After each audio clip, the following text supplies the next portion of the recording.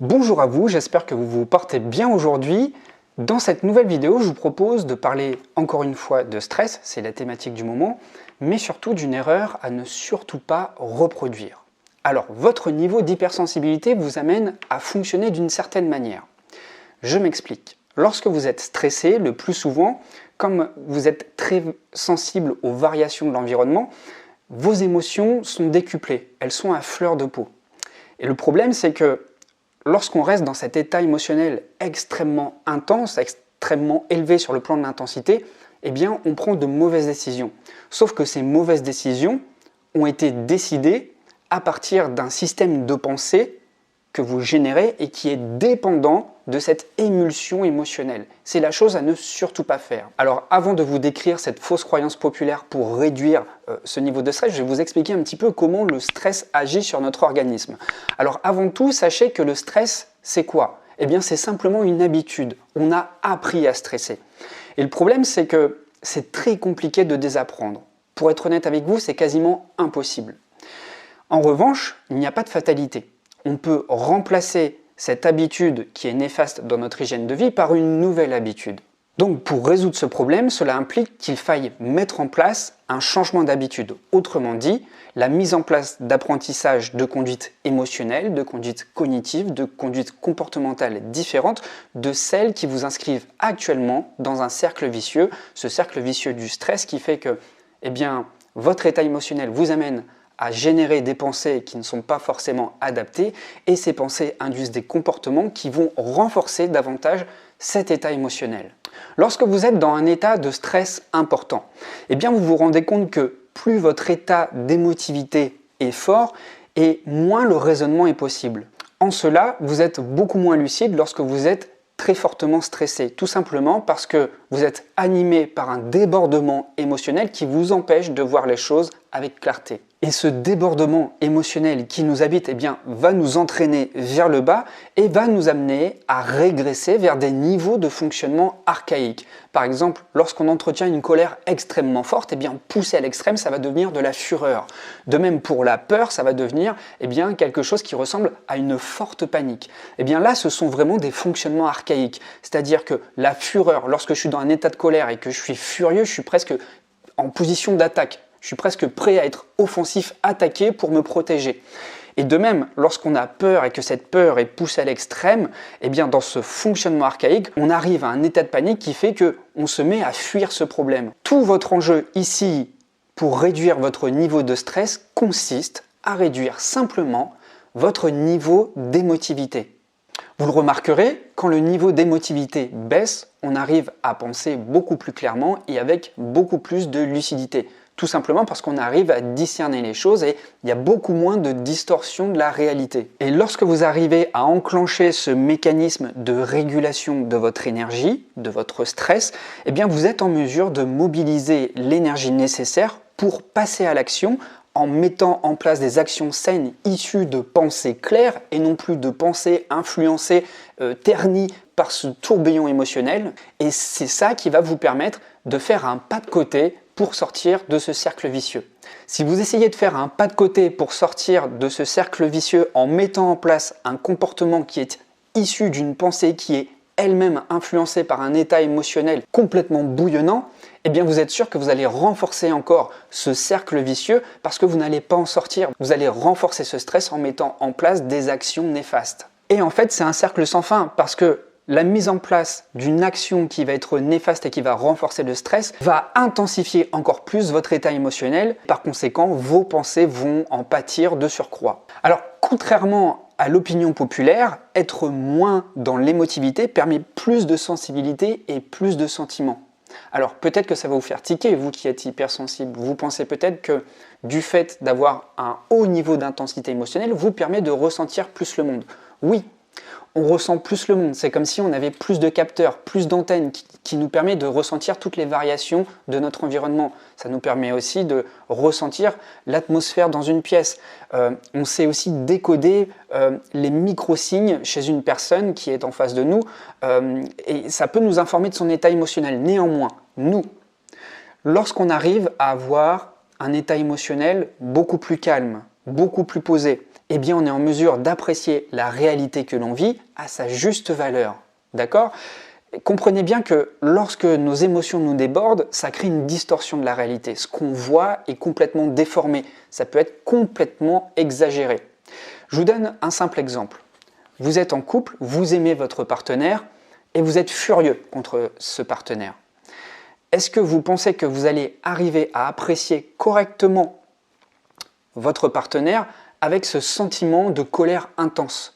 C'est en revenant au calme qu'on arrive à apprécier cette personne pour ses qualités. Là, on voit vraiment la vraie réalité. Donc, être en mesure de réguler son état émotionnel nous permet de revenir dans la réalité, nous permet d'avoir des pensées justes, des actions adaptées à des pensées justes, et ça nous permet de sortir de cet état nerveux permanent. Donc, vous l'avez bien compris, pour baisser son niveau de stress, il est important d'apprendre à maîtriser son niveau d'émotivité. Alors pour sortir du stress, il y a une règle de base. Cette règle de base s'articule en 3 temps. D'abord, je me calme. C'est la condition principale pour pouvoir sortir de ce cercle vicieux. D'abord, je me calme. Ensuite, une fois que j'ai atteint dans mon organisme un retour au calme, je peux commencer à observer mes pensées et à m'appuyer sur ces pensées car elles sont plus lucides, plus claires, plus rationnelles. Et enfin, une fois que j'arrive à retrouver un fonctionnement de pensée qui est raisonnable, je peux mettre en place des actions, je peux agir, mais surtout ne jamais agir sur le coup de la fureur. Parce que c'est à ce moment-là que les émotions sont les plus fortes, c'est à ce moment-là aussi que vous avez un regard qui est complètement biaisé par cet état émotionnel.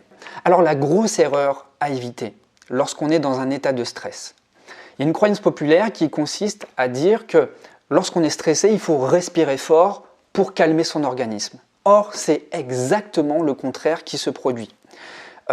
En vous oxygénant à outrance pour vous calmer, en fait, vous faites exactement le contraire. Plus je respire fortement, plus je vais avoir une sensation d'étouffement et plus mon stress va s'empirer. Pourquoi ? Eh bien, tout simplement parce que je sollicite trop mon système nerveux sympathique. Le système nerveux sympathique est responsable du niveau d'activité de mes organes neurovégétatifs. Les battements du cœur, la respiration, la digestion. Donc le rôle de ce système nerveux végétatif, eh bien, c'est d'accélérer le fonctionnement de tous mes organes. Alors quelle est la conséquence si je me mets à respirer fort, voire même à hyperventiler ? Eh bien, si je suis stressé et en colère, en respirant plus fort, mon cœur va s'accélérer encore plus, ma respiration va s'accélérer encore plus et mon activité mentale va évidemment s'emballer. Puisque, retenez bien, mon activité cérébrale est dépendante de mon état d'émotivité. Or, en accélérant les fonctions de base de mon organisme, eh bien, je concours à exciter encore plus mon état émotif. Donc, si mon état émotif est encore plus intense, mes pensées vont complètement s'emballer. La solution, vous l'aurez compris, c'est de revenir au calme. Alors, comment faire pour revenir au calme ? Eh bien, tout simplement, il faut prendre quelques minutes et tout arrêter. Quelle que soit l'activité que vous êtes en train de faire, mieux vaut prendre quelques minutes, perdre un petit peu de temps pour pouvoir ensuite continuer la suite dans un état qui est beaucoup plus enclin à faire les choses correctement, plutôt que de continuer sur une mauvaise pente. Ça ne peut que vous amener de mauvais résultats. Donc prenez quelques minutes, arrêtez-vous complètement. Quelle que soit la tâche, arrêtez-vous, posez-vous, changez de pièce, changez d'environnement, ça va favoriser un état mental différent et ça va vous permettre aussi de réduire l'intensité de ce mental. Ensuite, posez-vous. Posez-vous dans un endroit confortable, dans un endroit qui va vous calmer. Asseyez-vous par exemple, si vous le pouvez, dans un fauteuil confortable, un fauteuil où vous avez peut-être déjà ancré des moments calmes, un fauteuil qui vous inspire beaucoup de confort, un fauteuil sur lequel, sur le plan kinesthésique, vous êtes bien ancré. Et ensuite, commencez à respirer calmement. Commencez à respirer calmement, observez votre respiration. Et au fur et à mesure que vous multipliez les inspires et les expires, vous allez constater un ralentissement de votre respiration. Et c'est exactement ça que l'on recherche. C'est une réduction des rythmes de votre organisme. Autrement dit, ici, on cherche à activer le système nerveux parasympathique. Contrairement au système nerveux sympathique, le système nerveux parasympathique est là pour calmer et réguler l'organisme. C'est ce système nerveux-là qu'il faut réguler lorsque vous êtes en période de stress intense. Donc, que se passe-t-il lorsque vous calmez votre respiration ? Eh bien, simplement, à partir du moment où vous commencez à observer que votre respiration se calme, que vous sentez davantage de pression sur vos mains lorsqu'elles sont sur vos cuisses, ça veut dire que vous vous détendez, eh bien vos organes, vos poumons, votre cœur et puis tous vos muscles commencent à se calmer aussi. Conséquence, lorsque vos fonctions de base se calment, eh bien c'est magique, votre activité mentale se calme aussi.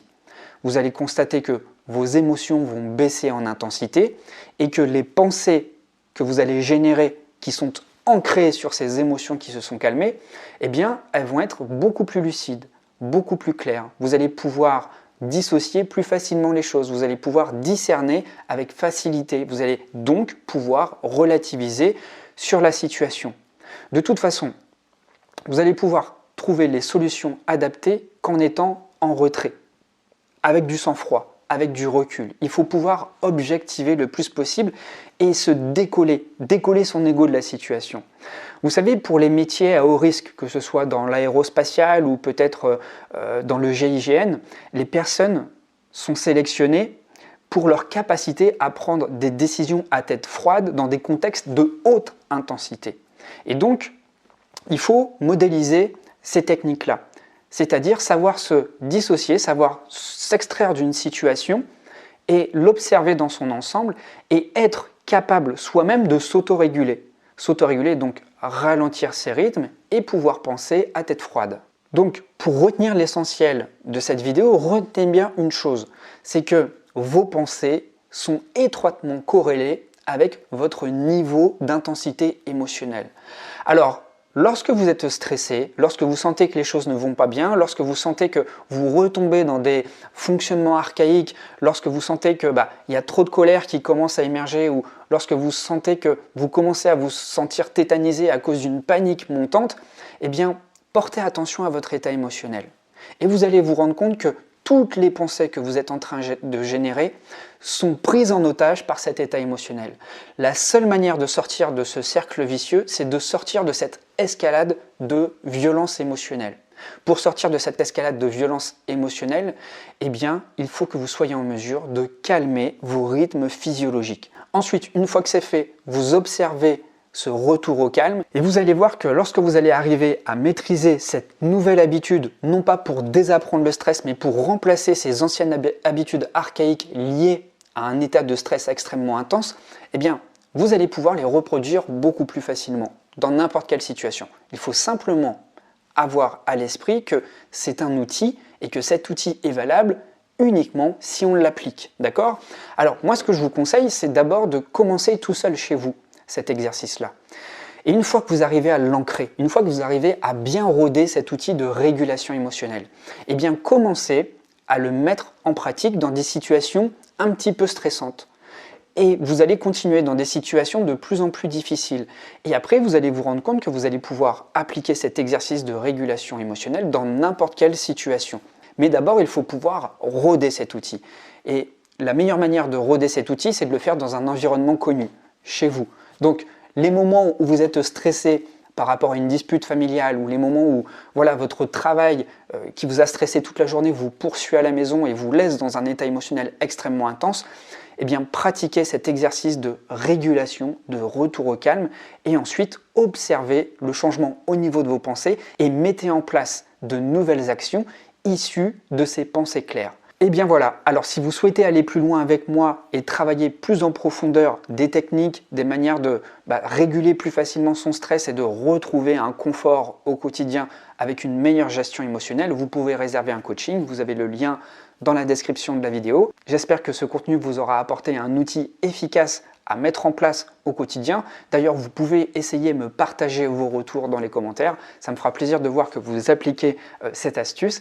Moi, je vous dis à très vite pour la prochaine. Et surtout, écoutez-vous, observez-vous et régulez-vous.